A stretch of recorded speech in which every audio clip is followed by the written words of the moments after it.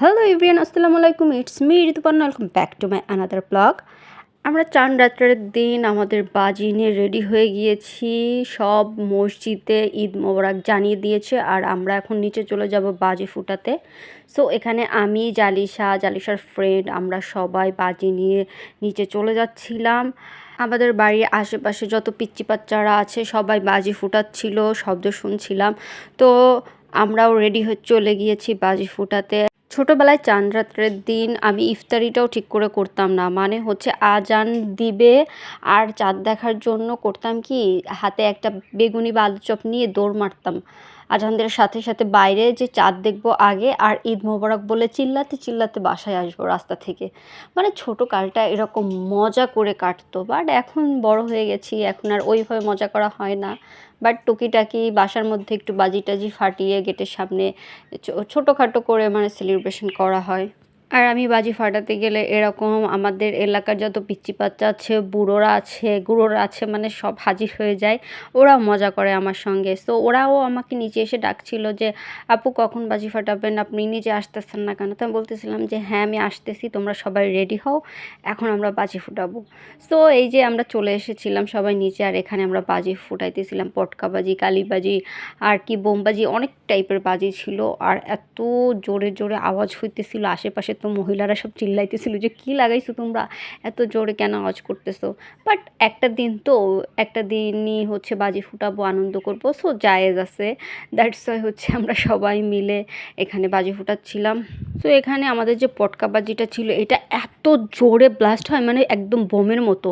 আমি তো প্রথমবারে ফাটাইতে যাই ভয় পেয়ে গেছি। পরে জালিশের ফ্রেন্ডকে বলতেছি যে স্বপ্ন তুমি যাও, তুমি যাই ফাটাও, আমি পারবো না।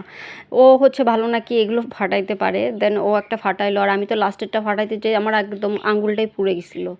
তারপরে আমরা চলে আসলাম। এই যে এটা হচ্ছে তারাবাজি ছিল, আর এটা ফাটাইতে না অনেক মজা লাগে। দেখেন কি সুন্দর ঘুরতেছে, একদম চিকিমিকি চিকিমিকি। আমার তো এটা ফাটিয়ে হচ্ছে সব থেকে মজা পেয়েছিলাম। আচ্ছা, আপনারা কি আমার মতো এরকম বয়সে এসেও কেউ এরকম বাজি ফুটান, বাসার মধ্যে মজা করেন কি না কমেন্ট করে বলে যাবেন। আসলে আমার মনে হয় মজা করার কোনো বয়স নেই, মজা যখন খুশি তখনই করা যায়। শুধু তুমি তোমার মন মানসিকতা ছোট রাখলে, মানে বাচ্চা রাখলেই হচ্ছে, এজ কোনো ফ্যাক্ট না। সো আসলে এই দিনগুলো আর জীবনে ফিরে পাবো কি না সেটার কোনো ঠিক ঠিকানা নাই, কারণ মরে যেতে হবে, পৃথিবীতে যেহেতু আসছি মরে যাব। এই দেখেন আমার মা আমাদের সাথে আগের বছর ঈদের সময় ছিল, বাট এই বছর আনফর্চুনেটলি নাই। মানে হচ্ছে আল্লাহর কাছে চলে গেছে, আল্লাহ নিয়ে গেছে আল্লাহর জিনিস। সো এরকমই আমিও একদিন মরে যাব, চলে যাব। সো এই মজাগুলোই থেকে যাবে, আর কিছুই না। তো এখানে হচ্ছে রাত্রের বেলা আমরা মেহেন্দি দেওয়ার ট্রাই করছিলাম। আমি না মেহেন্দি আর্ট করতে পারি না, আর ভাবলাম যে মেহেন্দি যেহেতু আর্ট করতে পারি না, আর এই বছরে সবাই এরকম নাকি মেহেন্দির স্টিকার কিনে কিনে মেহেন্দি দিচ্ছে, দেখতে অনেক সুন্দর লাগছে। আমি টিকটক, ফেসবুক সব জায়গায় দেখেছি।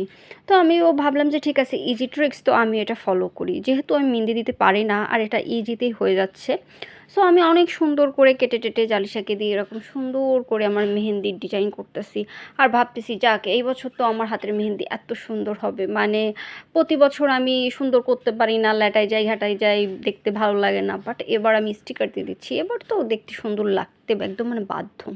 সো এগুলো মনে করতে করতে মনের আনন্দে আমি এরকম স্টিকার লাগাচ্ছিলাম। তো আমরা যেহেতু বাঙালি, সো বাঙালিরা তো মানে ফ্রিতে পাইলে কিছুই ছাড়ে না। তো আমি ভাবলাম যেহেতু স্টিকারের উল্টো পিঠটা বেজে গেছে, তো এটা আমি পায়ে লাগানোর ট্রাই করি, দেখি আমার পায়েও তাহলে একটা সুন্দর ডিজাইন হয়ে যাবে। সো এগুলো ভেবে স্টিকার দেওয়ার পরে দেখেন আমার ফাইনাল লুক। আমি স্টিকার উঠানোর পরে আমার এরকম জঘন্য টাইপের মেহেন্দি হয়েছে, আর আমি এত আপসেট ছিলাম। তারপরে রাগ করে যে না, মানে যেগুলো টিকটকে দেখায় সব ভুয়া, কিছুই সুন্দর করে হয় না, একদম বাজে হয়ে যায়। আর আমার সাথে সেম ঘটনা ঘটেছে। দেন আমি নিজে রাগ করে এসে একা একা ইউটিউব দেখে যেটা পেরেছি আমি সেভাবে নিজের হাত, এই যে এটা আর্ট করেছি। জানি না কেমন হয়েছে, আপনাদের ভালো লাগলে কমেন্ট করে বলে যান কেমন হয়েছে আমার আর্টটা। তো আজকের ভিডিওটা এই পর্যন্তই ছিল, দেখা হবে নেক্সট ভিডিওতে। সবাই সুস্থ থাকুন, ভালো, আর আমার চ্যানেলের সঙ্গেই থাকুন। আল্লাহ হাফেজ।